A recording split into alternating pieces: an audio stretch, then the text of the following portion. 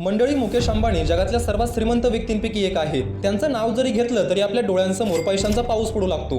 आता एवढ्या श्रीमंत माणसाला सरकारने Z+ दर्जाची सुरक्षा व्यवस्था दिली आहे.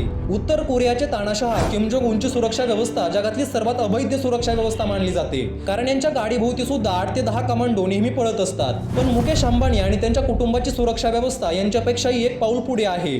सुरुवातीला मुकेश अंबानी यांना Z दर्जाची सुरक्षा व्यवस्था दिली होती, पण त्यांना काही धमक्या मिळाल्याने सरकारने त्यांना आता Z+ दर्जाची सुरक्षा व्यवस्था पुरवली आहे. ही सुरक्षा राष्ट्रपती, पंतप्रधान, गृहमंत्री, मुख्यमंत्री, उच्च न्यायालयाचे न्यायाधीश अशा मोठमोठ्या हस्तींनाच पुरवली जाते.